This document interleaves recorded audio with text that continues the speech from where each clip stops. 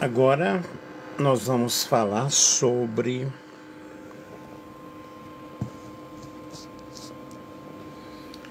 eu irei falar sobre a pré-encarnação do Verbo, Jesus Cristo. Eu fiz uma live sobre a pré-existência da alma e agora irei falar sobre a pré-encarnação do Verbo, que é Jesus. Aqui é o pastor Nelson, nós temos formação teológica, bacharel, mestrado, doutorado, PhD em teologia e outras formações acadêmicas, algumas especializações, psicanálise, doutorado em psicanálise, e nós vamos aqui comentar algo muito especial.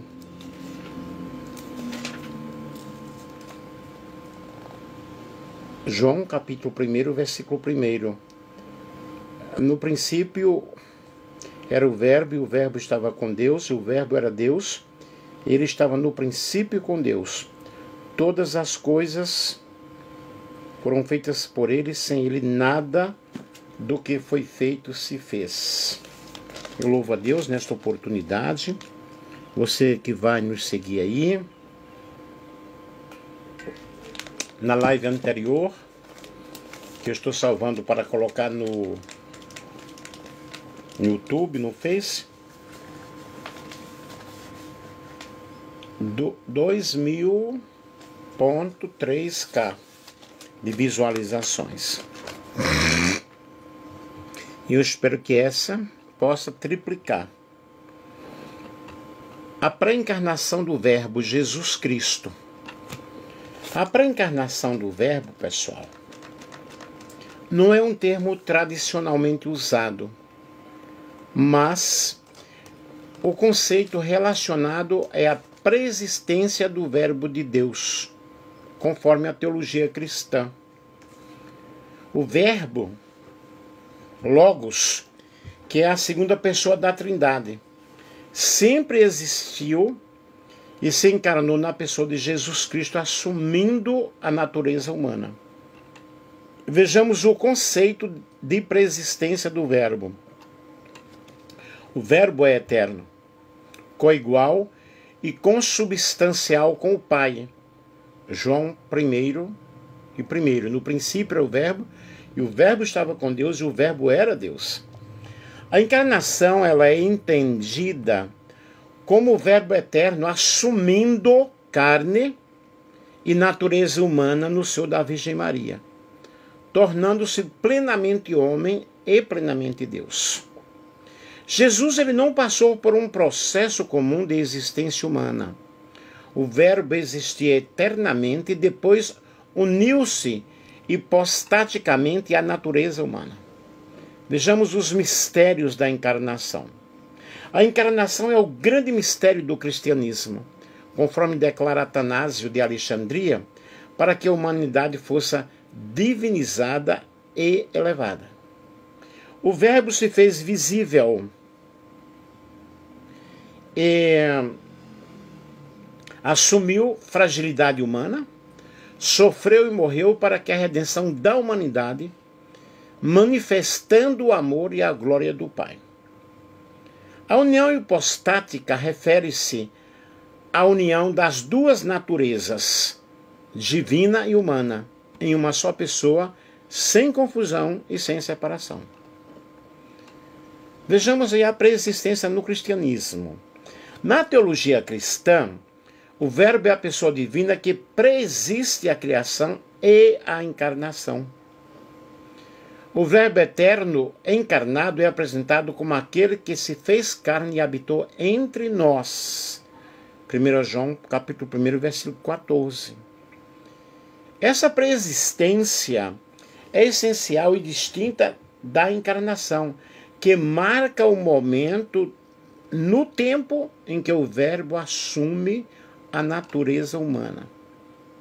A pré-encarnação do Verbo pode ser entendida como a preexistência do Verbo divino que é eterno, e sua encarnação histórica em Jesus Cristo. A encarnação é justamente a união misteriosa da natureza divina com a natureza humana na pessoa do Verbo. Isso é um dos princípios centrais do cristianismo, explanado por teólogos clássicos e reafirmado na tradição e concílios da Igreja. Quais autores patrísticos defendem a pré-encarnação do Verbo? Os principais autores patrísticos que defendem e explicam a pré-encarnação do Verbo, entendida como a pré-existência eterna do Verbo divino antes de sua encarnação na carne, são Atanásio de Alexandria, 296 a 373. É considerado o grande defensor da ortodoxia nicena contra o arianismo. Ele defendia o Verbo como eterno, consubstancial e coeterno com o Pai, enfatizando sua natureza divina, pré-existente antes da encarnação. Ele escreveu tratados completos sobre a encarnação do Verbo, sustentando que o Verbo não é criatura, mas Deus eterno que assume a natureza humana. Santo Irineu de Lyon, 130 a 202, é defensor da encarnação plena do Verbo na humanidade como meio de redenção. Ele enfatizou a unidade do divino com o humano em Cristo, sem misturar as naturezas. Defendeu a pré-existência do Verbo como a segunda pessoa da Trindade que se encarna para a salvação da humanidade. Outros padres da Igreja, Clemente de Alexandria e Orígenes, discutiram a pré-existência do Verbo dentro da tradição platônica e cristã primitiva, sobretudo Orígenes, que apesar de suas controvérsias, sustentou a eternidade no Logos, na criação e redenção. Marcondes está aí, né, Marcondes? Não perde uma, que bom. O ensino da pré-existência do Verbo foi amplamente reafirmado nos credos e nos concílios como de Niceia, em 325, e Constantinopla, em 381, centrando-se na geração eterna do Filho, distinto da criação temporal da humanidade. Vamos sintetizar isso aí.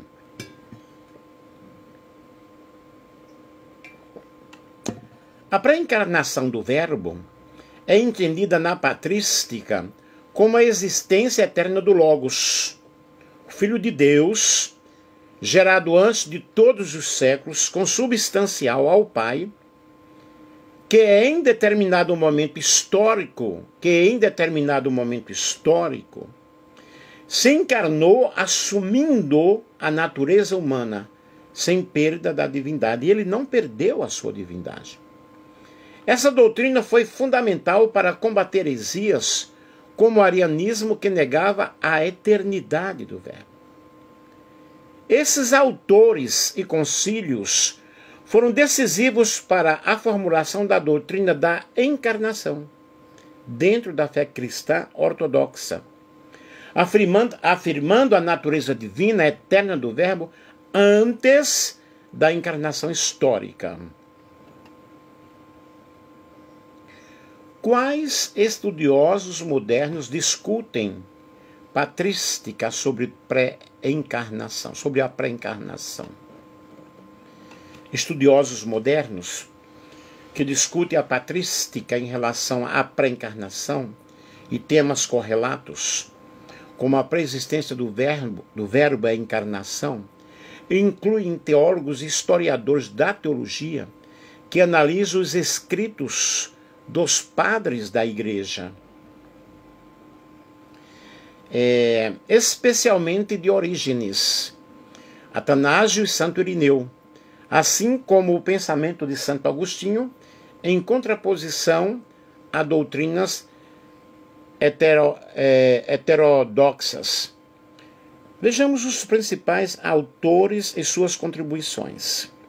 Pesquisadores que examinam a pré-existência de Cristo, pré-encarnação do Verbo, em textos patrísticos, como o estudo O Cristo Pré-Encarnado, da Igreja Redenção, que destaca a importância teológica desse conceito para a cristologia ortodoxa. Análises acadêmicas e críticas históricas sobre o desenvolvimento da cristologia na patrística, como relatado em trabalhos sobre João, capítulo 1, de 1 ao 18, e o Logos pré-existente, incluindo estudos de autores como Douglas McCready e James D. G. Dunn, que exploram a origem dessas doutrinas no cristianismo primitivo. Nós temos também pesquisas sobre os escritos de Orígenes, que discutem pré-existência das almas e a distinção entre pré-existência do Verbo e reencarnação, evidenciando a complexidade teológica nessa fase da patrística. Temos trabalhos acadêmicos que contextualizam a patrística dentro da filosofia grega e a sua influência sobre a compreensão da alma, criação e encarnação, como os artigos sobre filosofia patrística, que destacam a releitura agostiniana e a interação com o neoplatonismo. Estudiosos especializados na formação da doutrina da encarnação, em autores como Atanásio e Irineu, que focam a pré-existência do Verbo e sua união à natureza humana, discutidos em artigos e monografias patrísticas. Resumindo isso aí, os modernos especialistas oferecem um panorama crítico histórico sobre como os padres da Igreja pensaram, discutiram, estudaram a pré-encarnação do Verbo, fundamentando a cristologia ortodoxa e diferenciando-a de ideias marginalizadas como a pré-existência das almas ou reencarnação. Essas análises ajudam a compreender os fundamentos teológicos que sustentam a união hipostática e a eternidade do Filho de Deus. Aí nós temos aí estudos comparativos modernos, Orígenes versus Atanásio sobre o Verbo. Estudo comparativo modernos entre Orígenes e Atanásio sobre o Verbo abordam diferenças significativas no modo como cada um entendeu a natureza, a eternidade e a encarnação do Verbo, Logos, que é Jesus. Orígenes, reconhecido como um dos teólogos mais criativos da patrística, ele aplicava uma hermenêutica alegórica e múltiplos níveis de interpretação bíblica. Para ele, o Verbo é eterno, divino, mas sua relação com a criação e almas pré-existentes tem nuances controversas. Distinguia entre a pré-existência do Verbo e a pré-existência das almas, rejeitando diretamente a reencarnação. Sua visão da divindade do Verbo é profundamente desenvolvida, mas menos dogmática que a formulação posterior da ortodoxia. Enfatiza o papel redentor do Verbo na criação e a remissão dos pecados. Já Atanásio de Alexandria, que é a figura central na definição da ortodoxia nicena contra o arianismo, defendeu com firmeza a coeternidade e a consubstancialidade do Verbo com o Pai, combatendo a visão de Orígenes, que podia ser interpretada como subordinacionista. O seu ensino sobre o Verbo enfatiza a encarnação como ato divino para salvação da humanidade, claramente rejeitando toda forma de criaturação ou subordinacionismo na pessoa do Filho. Para Atanásio, o Verbo está plenamente e eternamente unido à divindade, distinto do mundo criado.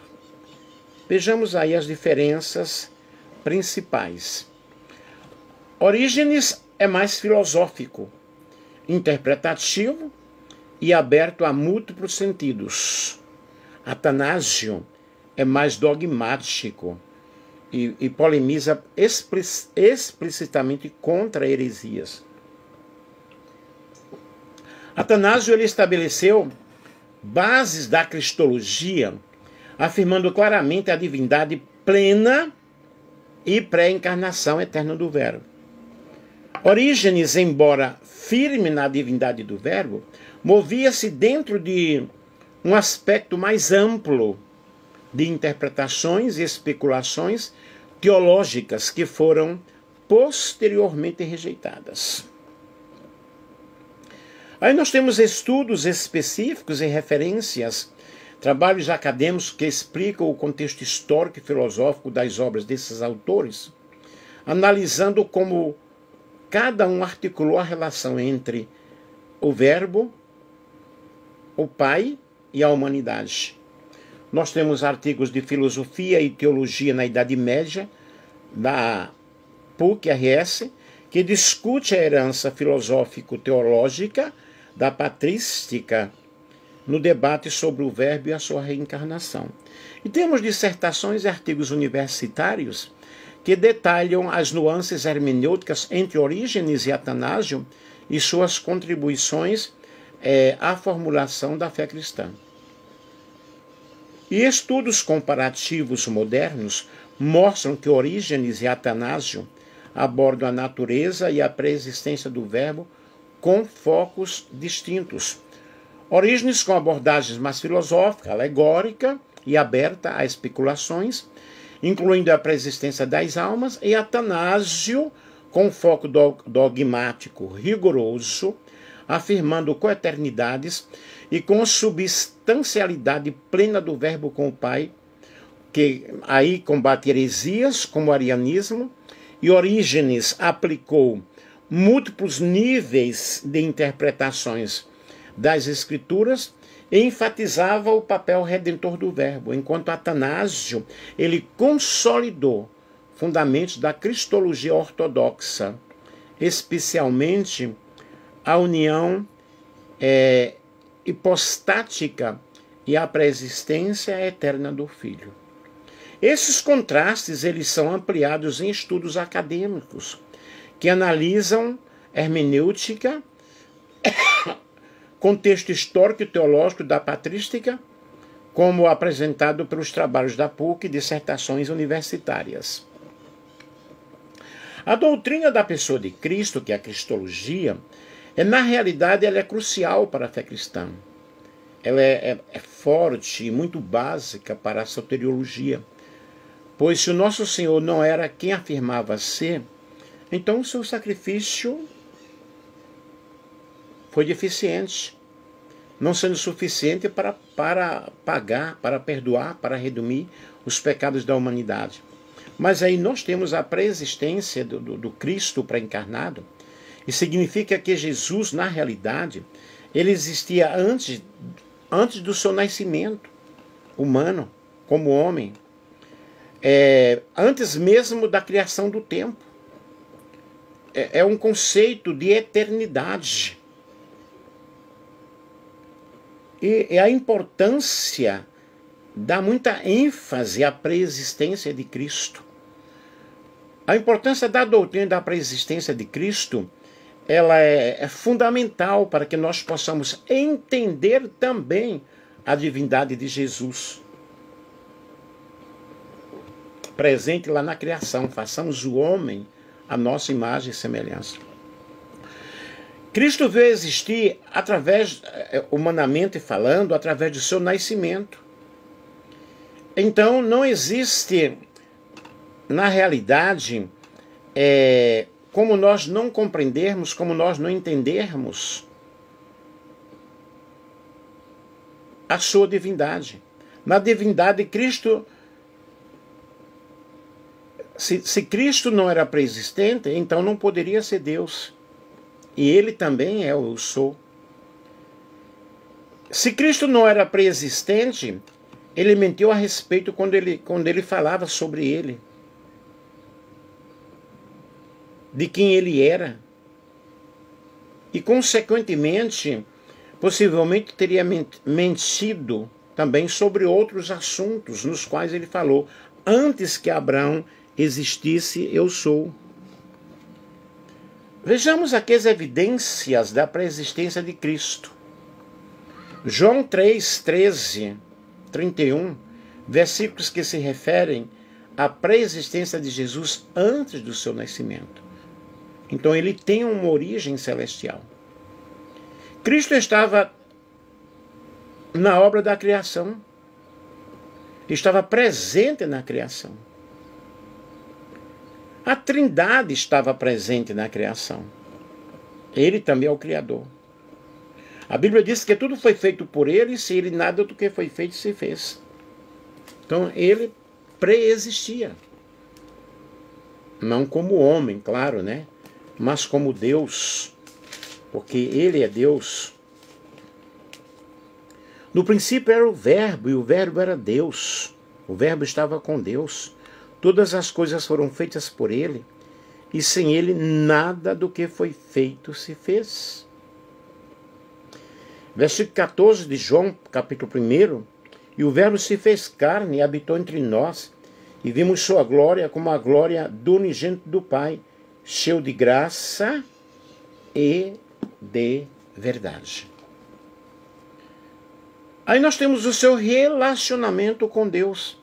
A Bíblia afirma que Jesus tem a mesma natureza de Deus e que possui a mesma glória do Pai antes de o mundo existir. Nós vemos isso na oração sacerdotal de Jesus.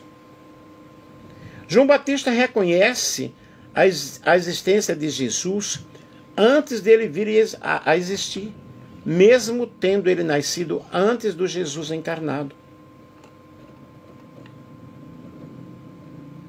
Qual é o significado da eternidade de Jesus? Jesus existiu eternamente.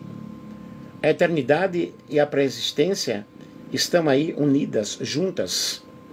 Apesar de Ario ter afirmado a pré-existência de Cristo e negado sua eternidade, que é um ponto defendido pelos testemunhos de Jeová. Mas nós vemos a importância da doutrina da eternidade de Jesus. A essência de Cristo, que é a mesma essência de Deus. Os profetas declararam, anunciaram a eternidade de Jesus. O próprio Jesus afirmou a sua existência eterna. Os evangelistas João, ou seja, o evangelista João claramente afirmou a eternidade do Verbo. No princípio era o Verbo estava com Deus e o Verbo era Deus. Então, queridos, Jesus, Deus humanizado, entre nós, veio a este mundo para nos dar paz, salvação, alegria. Está entre nós.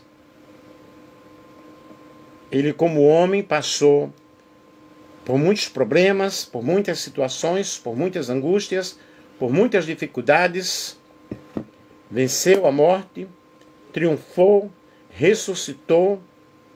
Ele é o nosso pastor, o nosso guia, aquele que está conosco todos os momentos da nossa vida. Amo falar sobre ele, explicar sobre ele. Como professor de teologia, amo Cristologia. Amo todas as matérias teológicas. Gosto. Está na minha índole realmente falar sobre Jesus. Que você possa ter compreendido sobre a pré-encarnação de Jesus Cristo. Antes que Abraão existisse, eu sou, declarou Jesus. Ele estava presente nas obras da criação, estava presente nas manifestações teofânicas no Velho Testamento. Aquelas aparições, o anjo do Senhor era Jesus Cristo. Estava presente lá como quarto homem da fornalha ardente. Estava presente em todo o Velho Testamento. Presente no Novo Testamento. Ele se fez homem e habitou entre nós. Que você possa ter compreendido este ensinamento. Ele está dizendo para você: eu sou eterno e te ofereço vida eterna. Amém? Que Deus em Cristo nos abençoe, nos ajude, nos ensine a entendermos a sua palavra, a amarmos a sua palavra. Louvado seja Deus, falar de Jesus é muito bom, é algo muito especial. E eu vou ler mais uma vez aqui e encerrar.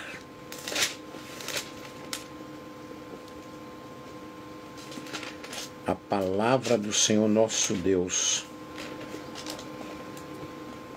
Aleluia! O testemunho de João Batista. Este é o testemunho de João quando os judeus mandaram de Jerusalém sacerdotes e levitas para que ele perguntasse: quem és tu? Ontem eu não estava lendo, eu fiz a operação de cataratas, hoje eu estou lendo. E perguntaram: então, que? És tu Elias? E disse: não sou. És tu profeta? Respondeu: não. Disseram-lhe, pois, quem és? Para que demos resposta àqueles que nos enviaram. Que dizes de ti mesmo? Disse: eu sou a voz do que clama no deserto. Endireitai o caminho do Senhor, como disse o profeta Isaías. E os que tinham sido enviados eram os fariseus, dos fariseus. E perguntaram-lhe e disseram-lhe: por que batizas, pois, se tu não és o Cristo, nem Elias, nem o profeta? João respondeu-lhes dizendo: eu batizo com água, mas no meio de vós está um a quem vós não conheceis. Este é aquele que vem após mim, que é antes de mim, do qual não sou digno de desatar a correia da alparca. Estas coisas aconteceram em Betânia. Deixa eu ver. Em Betábara, do outro lado do Jordão, onde João estava batizando. E no dia seguinte João viu a Jesus que vinha para ele e disse: eis o Cordeiro de Deus que tira o pecado do mundo. Esse é o Jesus que eu estou anunciando, que eu estou pregando, que eu estou dizendo para você, que ele é o autor e o consumador da fé. Um grande beijo para todos vocês que me acompanharam aí, ok?